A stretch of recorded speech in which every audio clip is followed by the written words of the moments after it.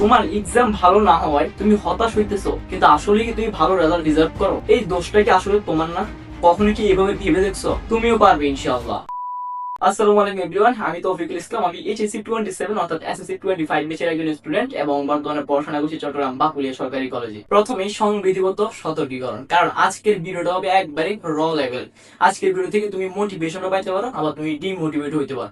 এটা তোমার উপর ডিসাইড করো। তুমি যদি আমার ভিডিওটাকে পজিটিভলি নাও তাহলে তুমি নিশ্চয়ই এখান থেকে মোটিভেশন পাবা, আর যদি নেগেটিভলি নাও তাহলে তুমি এখান থেকে ডিমোটিভেট হবা। সো চয়েস ইজ ইউজ, তুমি কোনটা নিবা। আজকের ভিডিওটা আমি চাইছিলাম একটু আউটডোরে শুট করতে, কারণ ভিডিওর টপিকটা হচ্ছে যে যদি আমি একটু আউটডোরে শুট করতাম তাহলে হচ্ছে যে আমি আর একটু সুন্দর কথা বলতে পারতাম, রিলেট করে কথা বলতে পারতাম। বাট কপাল খারাপ, ফজরের পর থেকে আজকে বৃষ্টি ছিল, দ্যাটস ওয়াই ফজরের পরে পরিবেশটা অনেকটা ঠান্ডা ছিল অ্যান্ড আমার অনেক ঘুম ছিল, আমি ঘুমাই গেছিলাম, এই জন্য আর ভিডিও বানাতে পারিনি। অ্যান্ড এখন ছাদে গেছিলাম ভিডিও বানাইতে, গিয়ে দেখি যে পরিমাণ বাতাস, আমার ক্যামেরা সহ উঠতেছে, ওখানে আর ভিডিও বানানো সম্ভব না, তাই বাধ্য হয়ে ইনডোরে বানানো লাগতেছে। আর এখন এই ভিডিও বানানোর মূল উদ্দেশ্য হচ্ছে কি, তোমাদের অনেকের এক্সাম খারাপ হইতেছে, যেমন লাস্ট এক্সাম ইংলিশ ফার্স্ট এক্সামটা অনেকের খারাপ গেছে, অনেকটা কোশ্চেন হার্ড করছে, অনেকে হতাশ। সো তোমাদেরকে মোটিভেট করার উদ্দেশ্যে কিন্তু আমার এই মেইনলি এই ভিডিওটা বানানো। তোমার যদি ইংলিশ পরীক্ষার পরে ভিডিও দেখে থাকো, তোমার সবগুলো পরীক্ষা খারাপ হলো, ধরো তোমার এসএসসি পরীক্ষা শেষ, তাও তোমার সবগুলো পরীক্ষা খারাপ হয়েছে, তাও তুমি ইনশাল্লাহ এই ভিডিও থেকে মোটিভেশন পাওয়া। কিন্তু সেজন্য তোমাকে অবশ্যই এই ভিডিওটা পজিটিভলি নিতে হবে। ভিডিওর শুরুতে একটা করোনার আয়াত বলি, সেটা সম্ভবত সূরা আন-নাজমের নাজম নাজম বা নাজ যে কোনো একটা হবে, উচ্চারণে কোনো ভুল দেখলে ক্ষমা সুন্দর দৃষ্টিতে দেখবা। আয়াতটা ছিল অনেকটা এমন টাইপের যে মানুষ যা চেষ্টা করে সে শুধু তাই পায়, মানে হুবহু এরকম না, অনেকটা এমন। সো এখান থেকে তুমি দেখো, মানুষ যা চেষ্টা করে সে শুধু তাই পায়। তুমি কি এমন চেষ্টা করতেছো? তাহলে তুমি রেজাল্ট কিভাবে পাবা বলো? যে ছেলেটা সারা বছর কষ্ট করে পড়ালেখা করছে, সে সে এখন যে রেজাল্টটা করতে পারবে, তুমি কি মাত্র একদিনে পড়ে সেই রেজাল্টটা করতে পারবা? তুমি একদিনে পড়ে তার সারা বছরের পড়াগুলোকে তুমি বিট করতে পারবা? কখনোই না। সো তুমি যে এখন হতাশ হইতেছো, একদিনে পড়ে ভালো রেজাল্ট করতে পারতেছো না, রেজাল্ট পাইতেছো না, তুমি যে হতাশ হইতেছো, এটা কি আসলে ভ্যালিড? যে ছেলেটা সারা বছর কষ্ট করে পড়ছে, যে ছেলেটা সবকিছু সুন্দরভাবে শেষ করছে, তাও যদি সে রেজাল্ট না পায়, তাহলে তার জন্য এটা ভ্যালিড। তার অবশ্যই এটা হতাশ হওয়ার জায়গা, সে এত কষ্ট করে পড়ছে, তাও সে রেজাল্ট পাইতেছে না। কিন্তু তুমি সারা বছর করছো মজা মস্তি, তুমি সারা বছর করছো বন্ধুদের সাথে ঘুরাঘুরি, আড্ডা দিছো, মোবাইল দিছো, রিলস দেখছো, গেমস খেলছো, তো তুমি কি আসলে ভালো রেজাল্টটা ডিজার্ভ করো? করো না তো। এটা তো আল্লাহ নিজেই বলছো, তুমি যা করবা তুমি সেই অনুযায়ী ফল পাবা। সো তুমি যেহেতু সারা বছর মজা মাস্তি করছো, এখন তো তুমি সেই ফলটা পাবাই। বাট তুমি যদি এখন সেই পরিমাণ কষ্টটা করতে পারো, সেই পরিমাণ ডেডিকেশন দেখাইতে পারো, সেই পরিমাণ কষ্ট করে পড়তে পারো, পড়াগুলোকে শেষ করতে পারো, তাহলে তুমি ইনশাল্লাহ ভালো একটা রেজাল্ট ডিজার্ভ করো। অন্তত ওই ছেলেটার মতো, ওই ছেলেটা যে রেজাল্ট করবে তুমি তার চেয়ে অবশ্যই খারাপ রেজাল্ট করবা, কিন্তু এই প্লাস তো পাইতে পারো।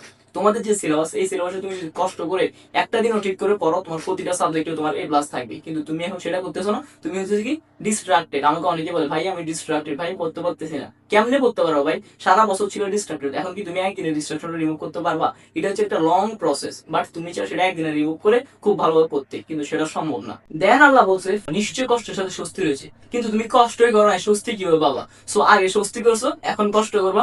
নিশ্চয়ই আমি বলতেছি এটা, নিশ্চয়ই স্বস্তির সাথে কষ্ট রয়েছে। তুমি যদি কমফোর্ট জোনে থাকো, তুমি যদি সবসময় মজা মস্তিতে থাকো, একদিন না একদিন এটাতে তোমাকে সাফার করতে হবে। তুমি সারা বছর মজা মস্তি করছো, এখন সাফার করতেছো।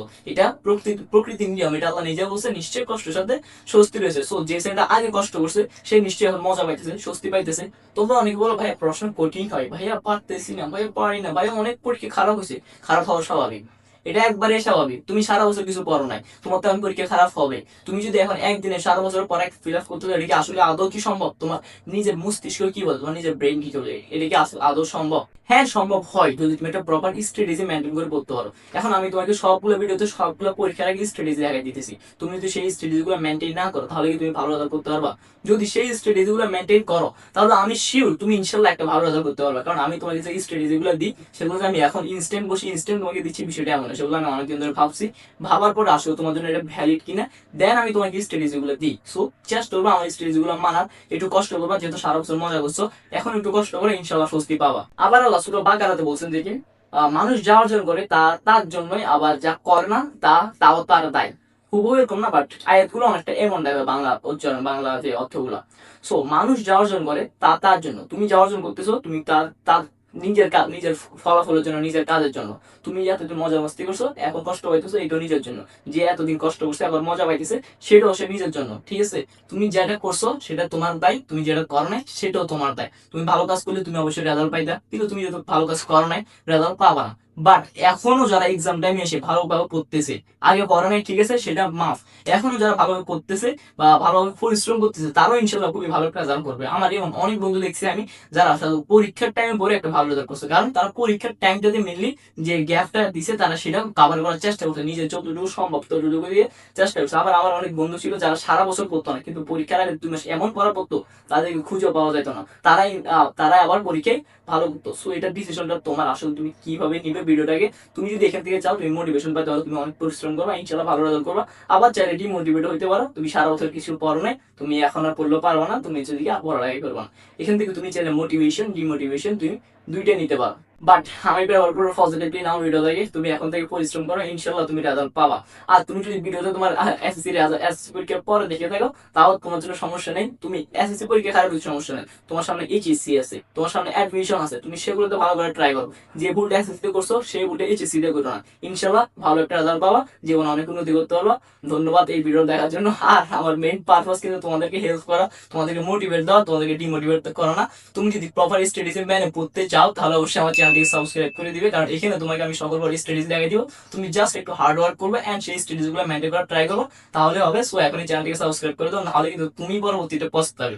আর এই ভিডিও যদি তোমার ভালো লেগে থাকে কিংবা মনে হয় যে তোমার জন্য কিছু হেল্পফুল ছিল, তাহলে অবশ্যই ভিডিওকে একটা লাইক এবং শেয়ার করে দিও তোমার সেই বন্ধুকে যে এখন ডিমোটিভেট হতাশ কিছু করতে পারতেছে না।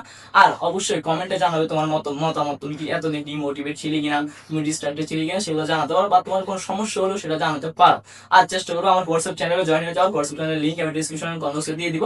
সেখানে তুমি সকল প্রকার সাজেশন পেয়ে যাবে, ইভেন আমার সাথে তুমি সরাসরি কথা বলতে পারো, তোমার যদি কোনো সমস্যা থাকে আমি ইনশাআল্লাহ সেটা সমাধান করার চেষ্টা করবো। সো দেখা হচ্ছে নেক্সট কোনো ভিডিওতে, till then tata, good bye.